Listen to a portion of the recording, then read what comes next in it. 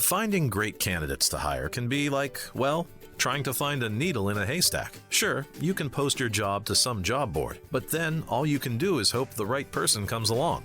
Which is why you should try ZipRecruiter for free at ZipRecruiter.com/zip. ZipRecruiter doesn't depend on candidates finding you. It finds them for you. Its powerful technology identifies people with the right experience and actively invites them to apply to your job. You get qualified candidates fast. So while other companies might deliver a lot of hay, ZipRecruiter finds you what you're looking for. The needle in the haystack. See why 4 out of 5 employers who post a job on ZipRecruiter get a quality candidate within the first day. ZipRecruiter, the smartest way to hire. And right now, you can try ZipRecruiter for free. That's right, free at ZipRecruiter.com/zip. That's ZipRecruiter.com/zip. ZipRecruiter.com/zip. You're listening to Missing Persons, brought to you by AbJack Entertainment. Be sure to check out some of the other great true crime podcasts from this network, including The Murder in My Family, DNA ID, Scene of the Crime, Zodiac Speaking, Beyond Bizarre True Crime, Campus Killings, Below the Surface, and Killer Communications. All of these podcasts are available for you to binge on right now, wherever you listen to podcasts. Subscribe where you're listening to this podcast so you don't miss an episode. The views and opinions expressed by guests on this podcast do not necessarily represent those of the podcast, its creators, or sponsors. This episode may contain unsettling or disturbing subject matter. Listener discretion is advised. If you'd like to support Missing Persons and get VIP access to things like ad-free listening, early preview episodes, and bonus content of not only this show, but for every other podcast on the AbJack network of indie podcasts, consider subscribing to the show with an AbJack Insider subscription through Apple Podcast. For only $4.99 a month or $49.99 a year, you'll unlock a variety of listener benefits, and you'll be supporting the show in the process. Your support is greatly appreciated.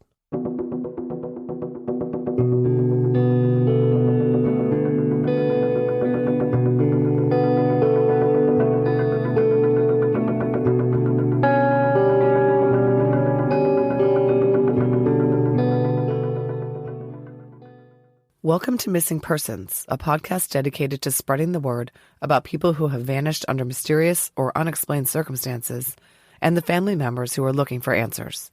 I'm Jess Betancourt. And I'm Mike Morford. Together, we created this podcast to help give a voice to people who continue to search for their missing loved ones. In some cases, even after decades have gone by. In each episode, you'll hear from Jess giving listeners the backstory and the basic facts of the disappearance. Then Mike will speak with someone who's intimately connected to the missing person, and his guest will share their story with us. So sit back and enjoy this episode, and who knows, maybe you can help us find someone who's missing. 52-year-old Ana Barbosa was described as a warm and friendly person who came from a large family of 11 siblings. When she disappeared, she was married, had a daughter, and was always in touch with her family. She worked part-time as a caregiver. She lived with her husband of 10 years, Fabian Barbosa, and her 14-year-old daughter, our guest Ana Leal's sister. Ana Leal is Ana Barbosa's adult daughter from an earlier relationship.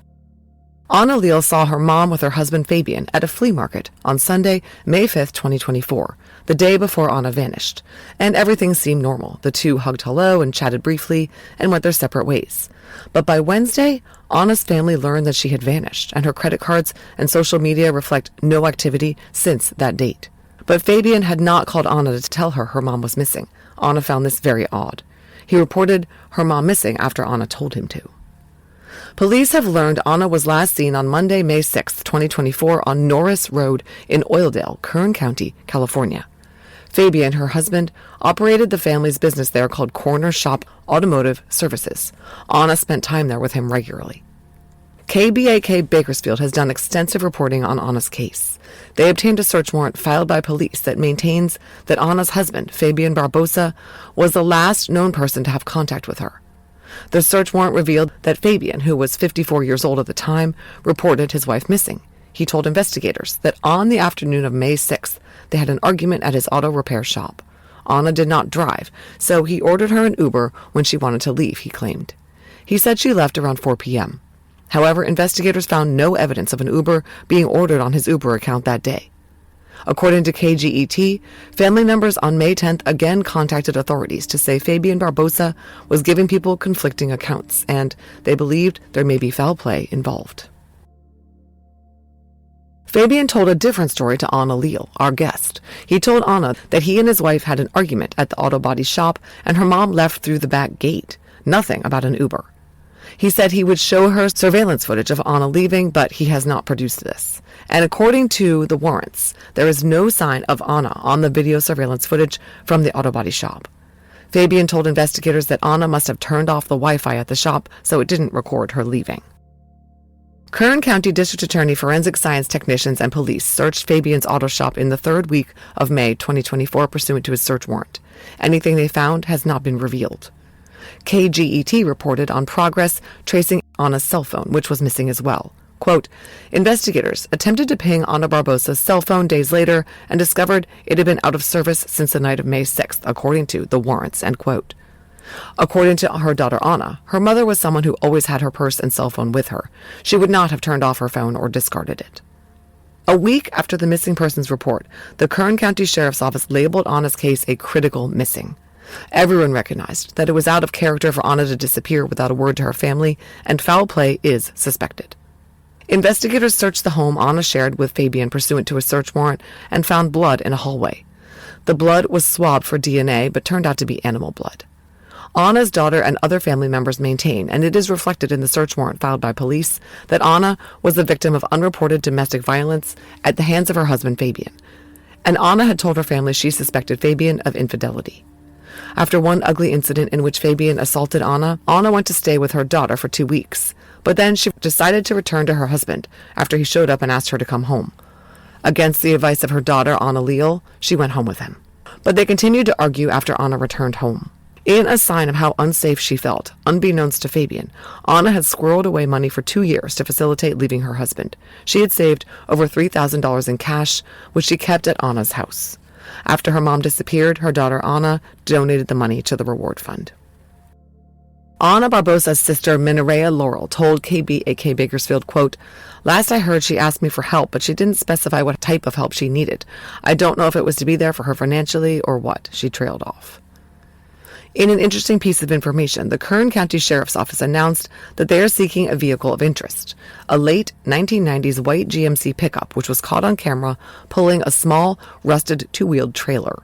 Investigators believe the vehicle may have been in the Lamont and Arvin areas on May 7th. What this means for Ana's case is unclear. And the KCSO filed a court document requesting that Fabian be legally prevented from owning firearms. Ana Barbosa does not drive, is undocumented, and could not have left on her own. Her family feels strongly that she knew she had a strong familial support system in the event she needed help and would come to them rather than leaving or going off with a stranger. The family has been pushing the case forward, keeping in contact with police and keeping the case in the media spotlight. There is a reward of $10,000 for information leading to Ana's location. Ana Barbosa, a Hispanic female, was last seen wearing a tan sweater with black leggings and Nike black shoes. Her daughter, Ana Leal, is our guest today. She sat down with Mike Morford to talk about her mom's case. That conversation is coming up after a word from our sponsors.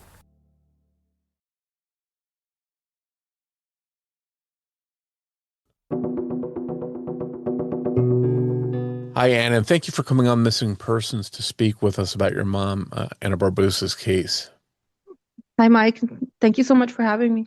Oh, we're happy to have you here, and we're hoping we can help share the story and let people know that this case is still unsolved and your family is seeking answers.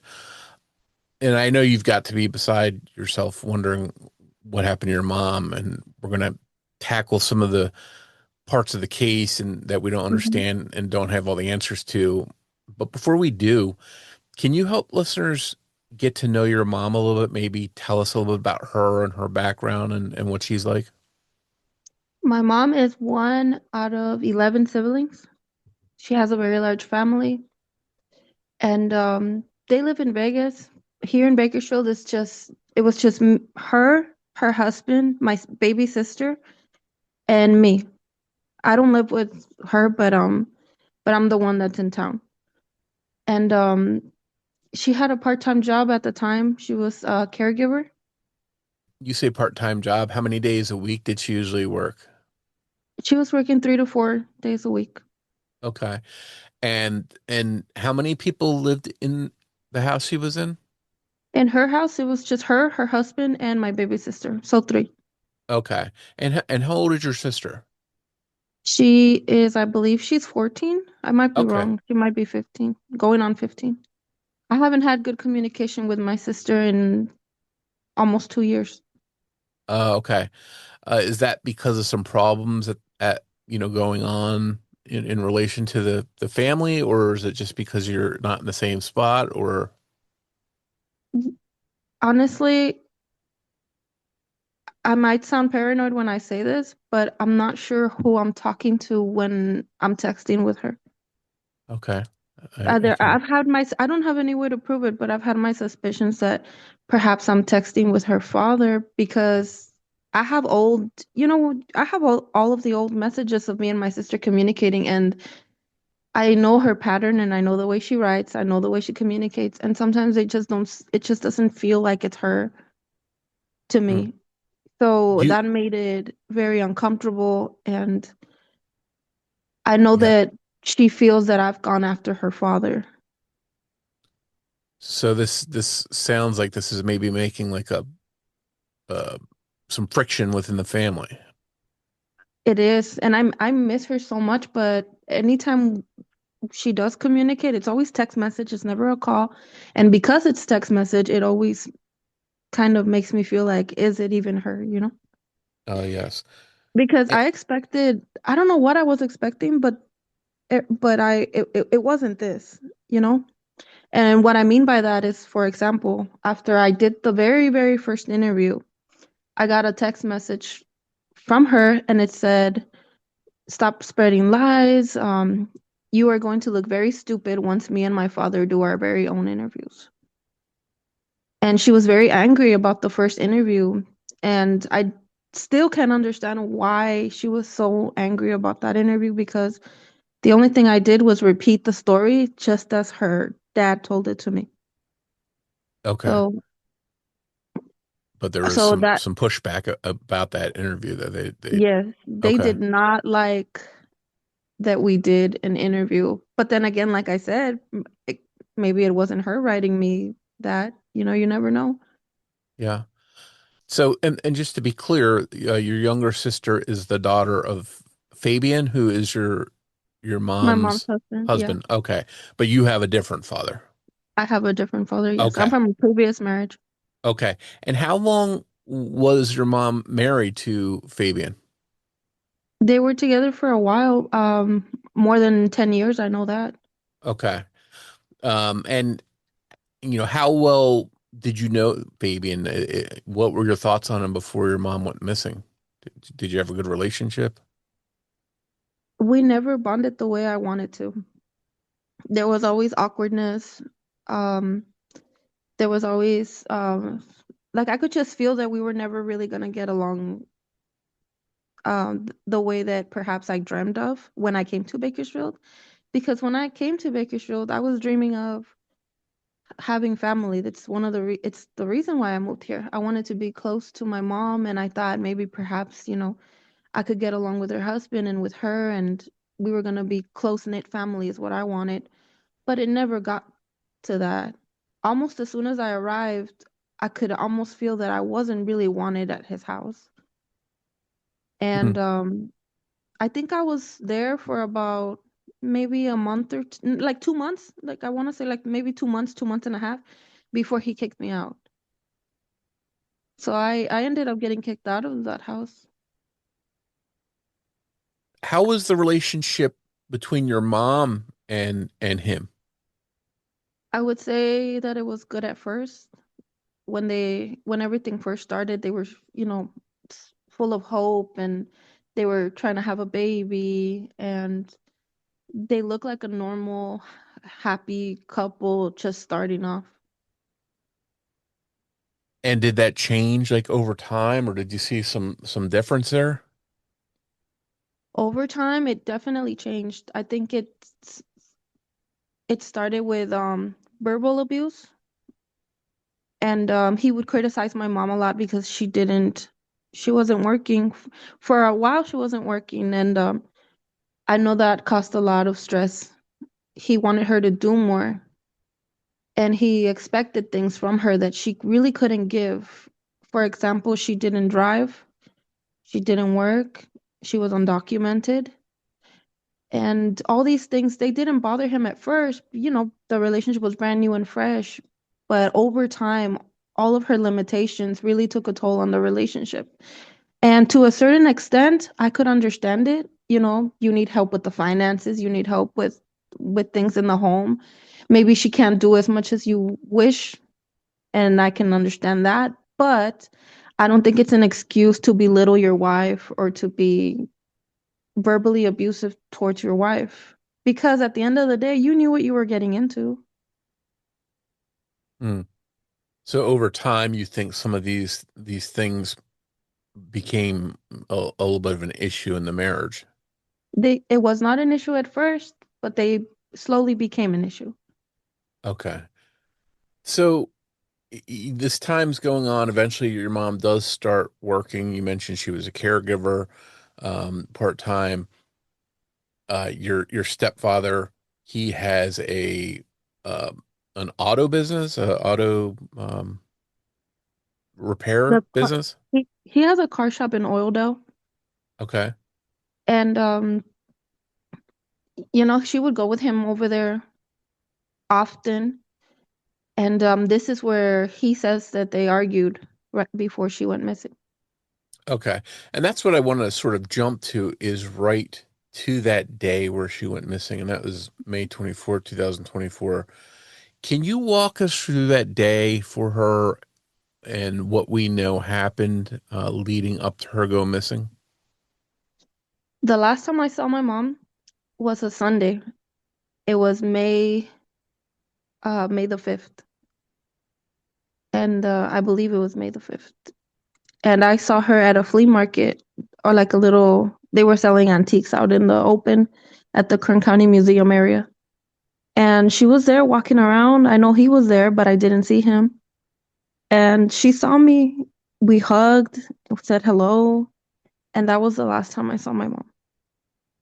And then on Wednesday, I received a phone call from my grandmother, and she was telling me that my mom was missing, that Fabian couldn't find her. And how long after you saw her did you get this call from your grandma? I saw my mom on Sunday, and I received this phone call Wednesday morning, around 10 in the morning. Okay, so this is a few days basically in hmm between. So Now, so there's a gap there. I don't know what happened Sunday afternoon or Monday or Tuesday. now, did you usually talk to your mom at all? Like during, on different days, did you text or exchange phone calls with her like on a daily basis, or was it sort of normal to go a couple days without hearing from her? I could go 2 days without hearing from her, but we were on the phone quite often, and for whatever reason, we spoke about anything. But yeah, she did call me often. Okay. So this day, you get this call from your grandma that she can't, she's missing. She hasn't, hmm Fabian can't find her. What was the full extent of the story? What did they tell you when you first heard this news? I never heard that she was missing. To me, one of the first red flags or suspicious things was that I did not hear that my mom was missing from my sister or from her dad. If to me, I keep thinking if you were looking for her on Monday and on Tuesday, the logical thing would have been to call me and say, "Hey Anna, is your mom at your house? Has your mom called you? Have you heard anything from your mom?" So to this day, I always think I never got a phone call in this search that you say that you were doing to find her. So basically, for a couple days, they were looking for her and didn't bother to call you, is what you're saying. No. I do have one missed call from my sister. One call. and I did not pick up, and that's it. That's all I have on record. Wow. No text message, no, hey sister, we're looking for mom. Have you seen her? Or is she at your house? Or if you hear anything, call us back. Nothing like that. Okay. And you think that, since your mom's missing, you would have wanted them to, call I you and let you would know. I would think you'd be blowing up my phone. Yeah, that makes sense. Um, and so she's reported missing, you know, I guess after you heard it, were you the one that actually reported her missing? No, her husband reported her missing. Okay. Yeah, Um, on the phone I told him report her missing or I'm gonna do it. And then he went and did it. all right. So basically he hadn't done it until you urged him to do it. Yeah, and at first I was hesitant because she's, like I said, she's undocumented. So I was thinking to myself, is this going to affect her? Will she be deported? Will she be in trouble? So I was nervous for all of it. I thought perhaps she was just gonna appear any moment, you know? So I Mm. didn't really, at first I didn't really know what to do. I was thinking, should we wait and see if she appears, or do we do the missing report? You know, I kept going back and forth in my head, trying to figure out what is the best outcome here because I don't want my mom to get in trouble either. Sure. But something within me was like, this has to be done. I remember asking Fabian on the phone, did you do the missing persons report yet? And he's like, no, not yet. I'll do it in the afternoon or something like that. He answered something like along those lines. And then I said, well, go do it or I'm gonna do it. So it sounds like you wrestled with this because on the one hand, you're afraid, you don't want her to get in trouble and get deported. On the other Mhm. hand, it sounds like you're worried for her well-being and her safety, so you wanted to get someone involved in looking for her. Yes, even though it was a hard situation, I think the best outcome is what if something happened when we have to put in the missing persons report.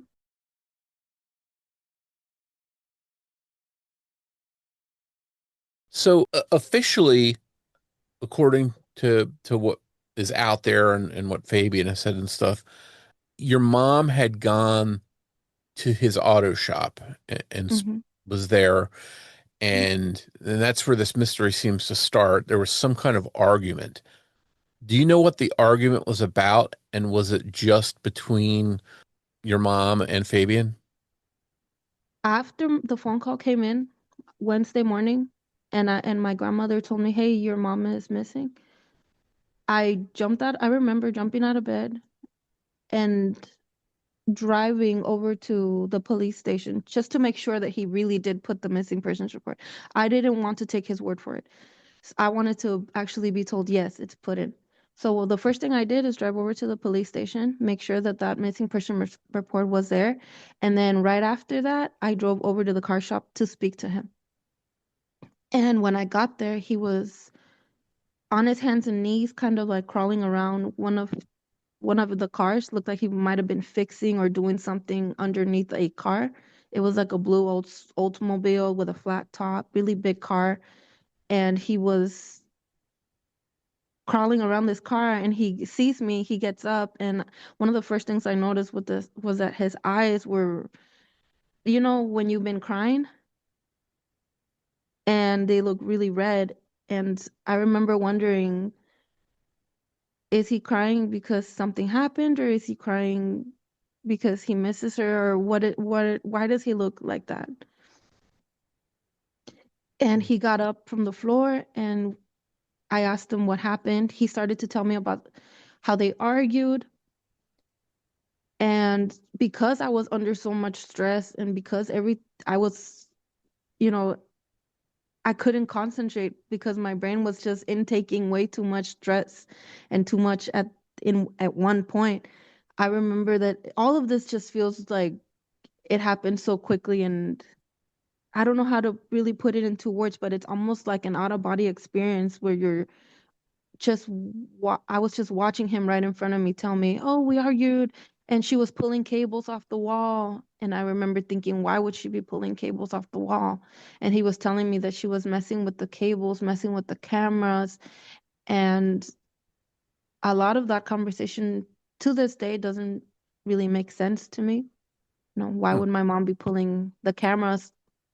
And after he tells me about the argument and about the camera cables, he starts to say, I never even wanted to be in a relationship with her to begin with. I didn't want to be with her. I wasn't trying to meet anybody.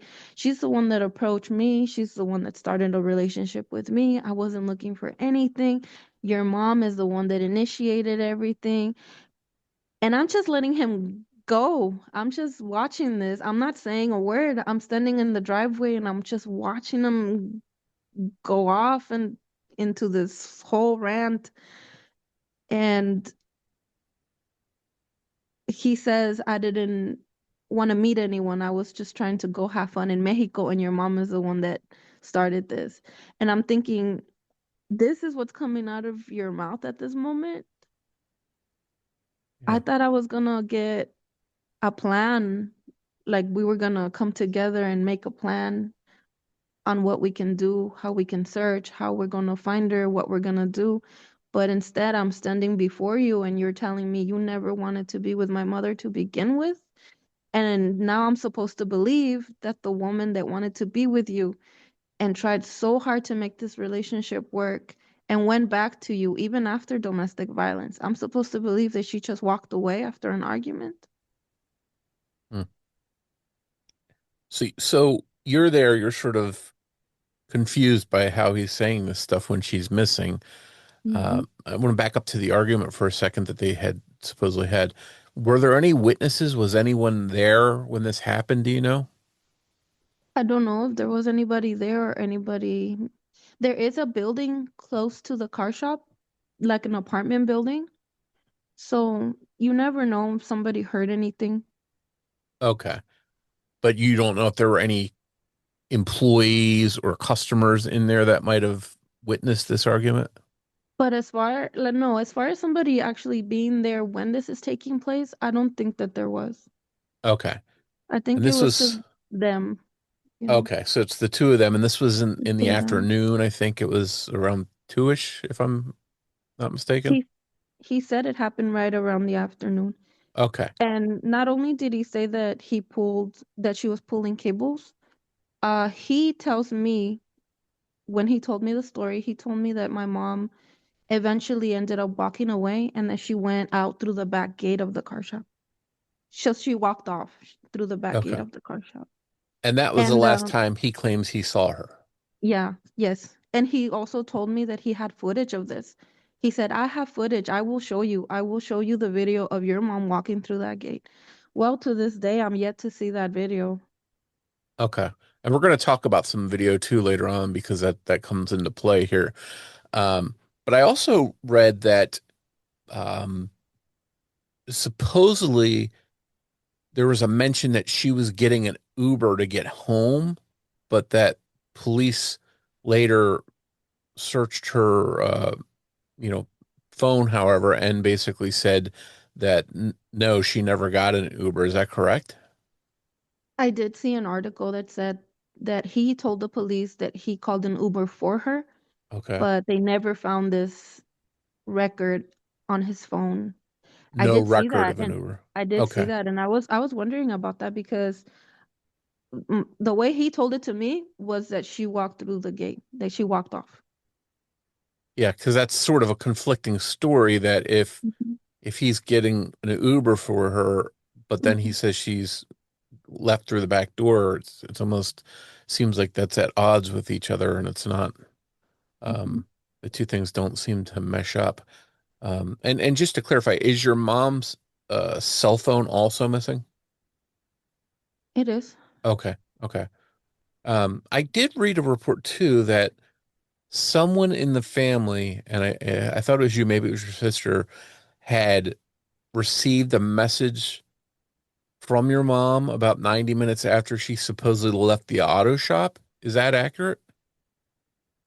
I'm not sure about that one. Okay. So that's out there, and maybe it's not you, but there is a report or a mention of a family member receiving a text from your mom some 90 minutes after she supposedly left there. And I Mhm. was just curious what that text was about. But if it wasn't you and you don't know about it, then obviously, you won't have any details on that. Um, No, I don't know. I'm not sure about that. Maybe I forgot about that. But yes, her phone it is missing. It used to ring when I would call it for a long time. It used to ring. Now it just goes straight to voice message. okay. Now, the missing flyers all say basically that your mom was last seen at the body shop at 2 p.m., 2:15 p.m. But Mhm. there's also some mentions that she was last seen at home. There's a mention of a Norris Road. Do you know if Norris Road is where the auto shop is or it's where your mom's house is? Norris Road is where the car shop is. Okay.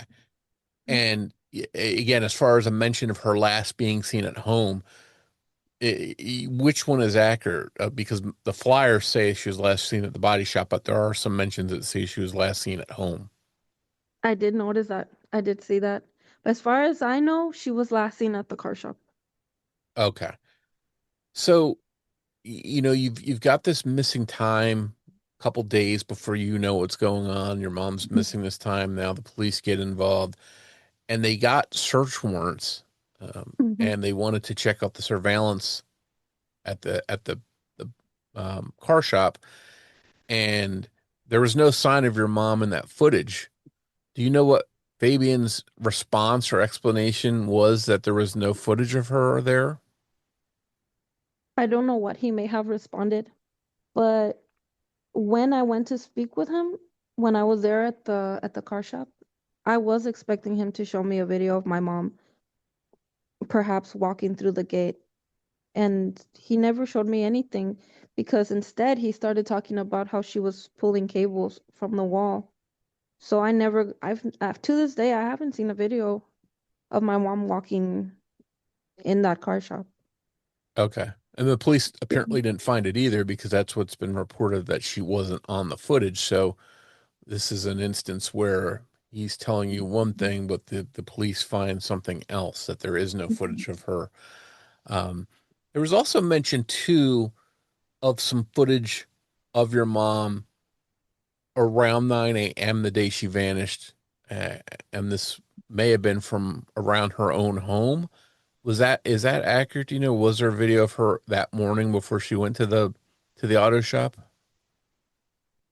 I haven't seen any video of my mom around her house. Okay. But the another thing that I wanted to mention is that when I had him on the phone and I asked him to look through her room, I could tell he didn't want to because he evades the question.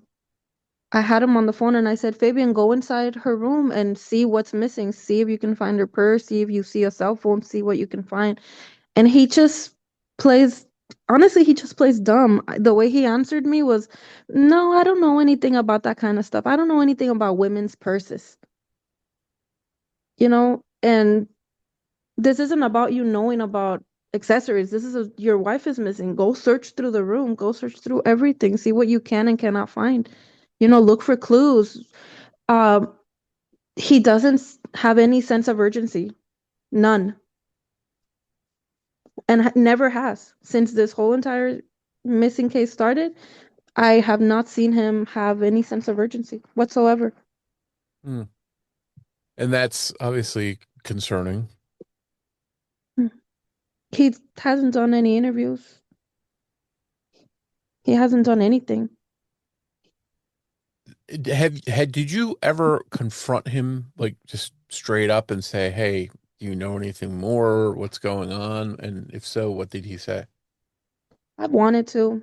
You, I think about it all the time. I'm not gonna lie. I think about going over there to the house and knocking on the door.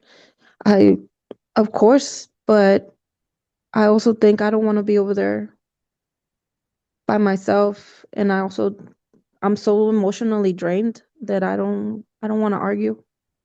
Yeah, that's understandable. Um, I know in that you mentioned earlier that the phone changed when you would call your mom's phone. It sort of maybe was seemed active, but now it's not. And I know that investigators tried to ping your mom's cell phone days after she went missing, Mhm. But they say, again, according to reports, that it was out of service since the night of May 6th. Um, so I'm curious, um, was your mom the kind of person that would turn her cell phone off or not let it charge or whatever, or just go dead for stretches at a time? No, Hmm. no, she always had her phone near her. She always had a purse with her. And no, she would not do that.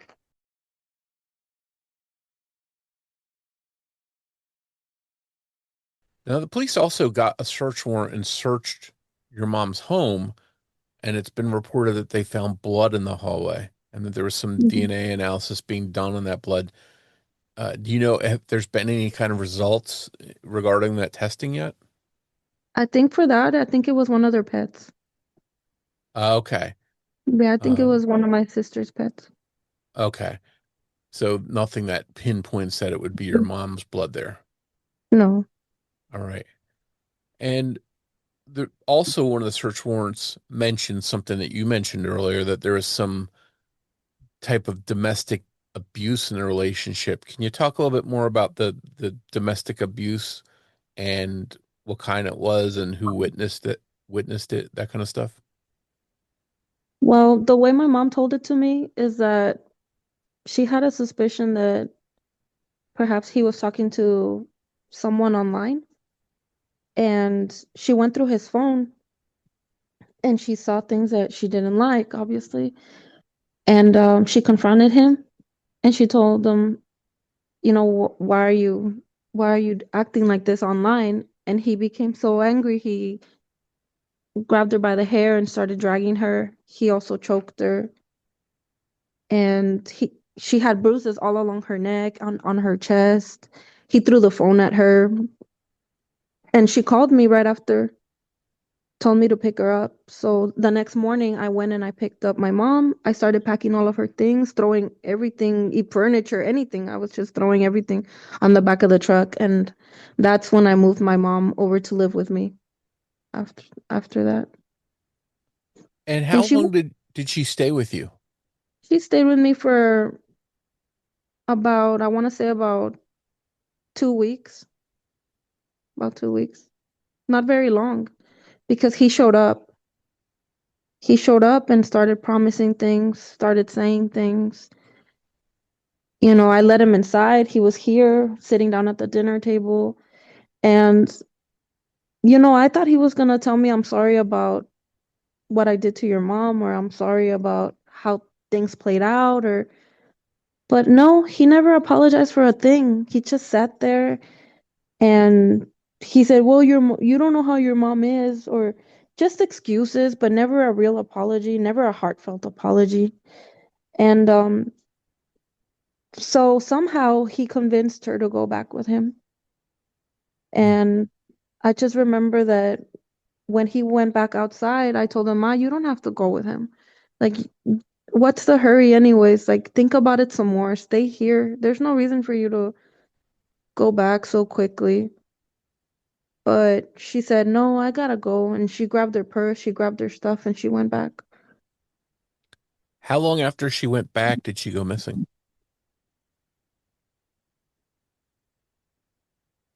The arguments with them started again. So, you know, she went back to live with him, but everything started back up again in the same pattern all over again. And I don't remember exactly how long it took between when she lived with me and when she went missing. But to me, it just felt like everything just reverted right back into the arguments, right back into fighting, right back into, like, nothing changed. Hmm. Yeah, it's not good to go back in that situation and not have it Because within, fixed. no, nothing was really different, because within days she was already calling me to tell me that they were at each other's throats again. Okay. I also saw some mentions that there was money missing. And is this, I don't know if this would be money that maybe your mom and Fabian saved together, or money that your mom had saved on her own. Do you know anything about that money and how much it was? She was saving money, but she was saving money here at my house because I wanted her to get her own apartment and I wanted her to have an emergency fund. So Okay. I told my mom, put some money aside here. And she was putting money inside one of her purses. She had a purse here at my house, and she managed to save more over $3,000. Well, so this Yeah, was money that she would use if she ever needed to get her own place and go out on her own. She'd have some kind of little savings to use. yeah. Because we went to look at apartments, and there was one apartment that she really liked, and she was really excited. And when we went over to look at this apartment, I remember feeling so hopeful that she was gonna be okay because she looked happy, and she didn't really look happy that often, but this day she looked happy, she looked excited. She was talking about how she was going to decorate it and how we were going to go shopping to make it cozy and everything. And after she went missing, I gave that money to the police to pay for the secret witness line. Okay. So And you that's used where so that the money money went. that was there, you put in as sort of like a reward, basically. Yeah, yes, that money became the reward money. Okay. So you talked a little bit earlier about this causing some friction between you and your sister, and um, when you communicate with her, you don't really know if it's her you're talking to. Hmm. So it sounds like it's not a good situation within the family.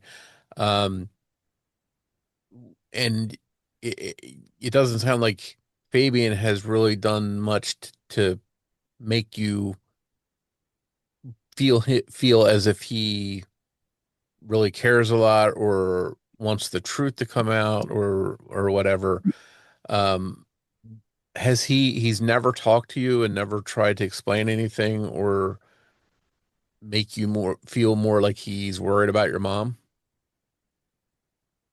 I don't think he has. Almost as soon as my mom went missing, he moved my sister out of Bakersfield. I was never told that she was moving out of Bakersfield. She never messaged me. She never said goodbye. She never gave me an address. She never said, "This is where you can come and visit me, sister." Nothing. She just moved out of town.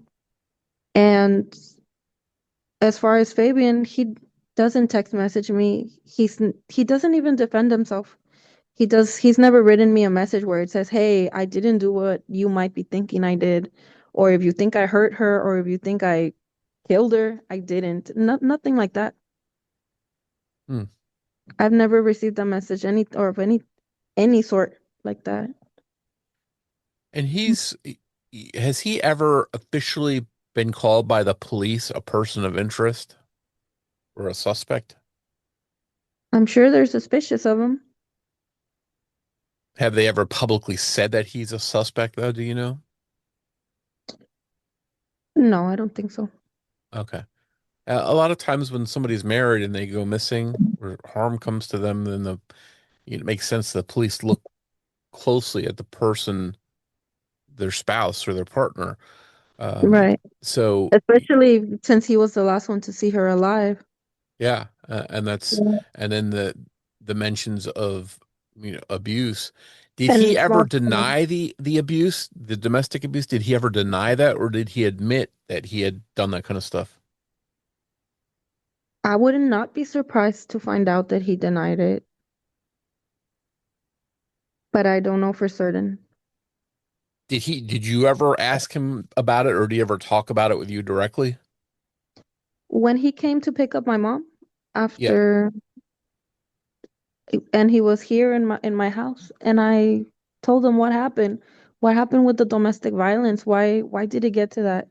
He just stared me down. Hmm. He looked at me like almost like he hated me and hated me asking that, but he never addressed it, never apologized for it, never said, "Hey, Anna, I'm sorry about the stress that this is causing you," or "Sorry that I hate your mom. It'll never happen again," or "Things are gonna change." No, nothing like that. I'm still so confused as to why my mom went back with him because to me, he didn't look very apologetic. He didn't look really sorry. It looked more like honestly, it looked more like a power move. Like, look what I can do. I can take her back whenever I want. Hmm. And he never even denied it to you, though, either, sounds like. He just doesn't address it. Just ignored it altogether. Just ignores it like it's not a big deal. Wow. So, and this part is probably going to be a really tough question, and I'm sure you've thought about this, but do you feel your mom is still alive, or do you think something happened to her? Do you think that she met with foul play and was harmed? I genuinely believe that something happened to her because I feel in my heart that she would never not talk to me for this long. She would never worry us for no reason. Hmm. There's no evidence that her credit cards are being used or anything like that either. So there's nothing out that makes us think that she's out there someplace. No, there's no movement on any credit cards or debit cards, social media, her telephone. There's no sign of life. Hmm. It's got to be very, very troubling to wrestle with that. Hmm. And Well, even though you want to be hopeful and you want to think, she's out there and she'll be right back, at the end of the day, I keep thinking, why would she do this? There's no reason to do this. She has a large family that has been there for her through all the tough times. And she always knew she could come to me. We have good communication, always had good communication. hmm. So it just makes it that much more difficult to be to think that I'm gonna get a happy ending. Do you stay in touch with the police? Have they talked to you about what's going on in the investigation? I do talk to the detective, but it's not very often. Hmm. And when I do, there are so many things that he cannot tell me. He'll say I'm working on this and I'm working on that warrant and I'm doing this, but he doesn't go into detail and there's so many things that he will not tell me. Yeah, and I guess that makes sense to a certain extent because there's things in the investigation they can't talk about, but hopefully they are working on it and will keep you updated as when they can. Um, you mentioned earlier money for a reward that you had put towards. Is the reward still out there? Is it still available for someone if they have information about your mom's case? Yeah, yes, it's still available. It's $10,000 for any Okay. information that leads to her. And it's anonymous and the phone line works 24 hours a day. I will definitely include that in our show notes so anyone listening that has information could do the right thing and call in. Well, I do hope you find out what happened to your mom very soon. And I'm sorry you're going through this, and we'll do our part to help spread the word about her case Mhm. so people know about it. And I really appreciate you coming on and talking to us about it. Thank you, Mike. I appreciate you very much that you took the time to do this for me. We hope you enjoyed this episode of Missing Persons.